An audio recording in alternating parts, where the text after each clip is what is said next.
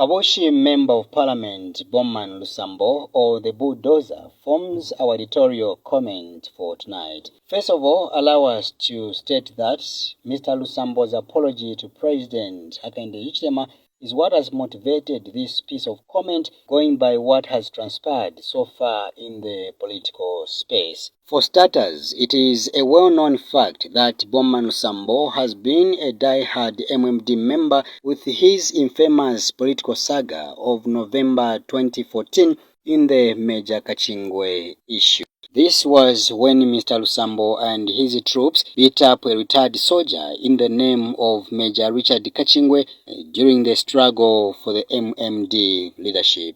But despite the negative publicity he gained at the time, it also gave him his political relevance, which subsequently took him to Kabushi constituents to aspire as Member of Parliament. Fast forward, Mr. Lusambo later joined the former ruling party PF, which adopted to stand and won the seat in 2016, and later appointed Copperbelt Province Minister before being moved into Lusaka. We'll be quick to mention that besides his radical approach towards work as provincial minister for Lusaka then, Mr. Lusambo, using the tag of a bulldozer, became a threat to other people's human rights. The case of some Zambian artist, Kings Malembe was forced to apologize Brian Wembia, known as B-Flow, for merely speaking on behalf of the poor Zambians who felt humiliated by the former government. Not forgetting the disgruntled phrase the bulldozer gave to others,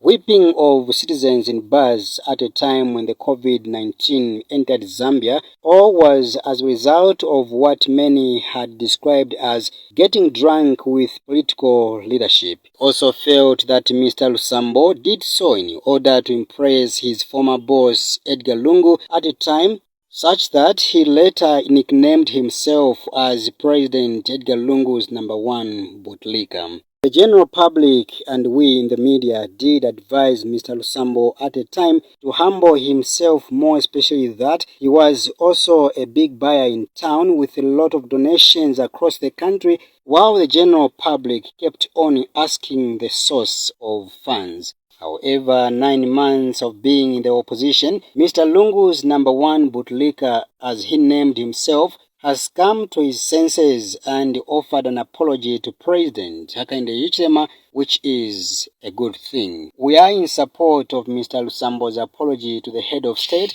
because respect is what he needs while being checked in the name of constructive criticism and not personal attacks, as it was the case with the bulldozer to Mr. Hichilema. Allow us to call on other opposition political party leaders who may have not yet accepted the man in State House is President HH, and therefore it is wise to apologize in case of any misunderstanding. We say so because it is not a secret that President HH was highly demonized for merely being a Tonga from Southern Province. We all know that every man has the conscience or sense to know what is right or wrong. Hence, Mr. Lusambo's apology to President Hakainde Hichilema is personal and should not be politicized. In Bemba, they say, "Ich kalipa chumfo mwine," meaning only Mr. Lusambo knows the pain he's gone through. Hence, his apology should not be taken for a weakness, but rather the right thing to do. But what is more important is for the bulldozer to leave,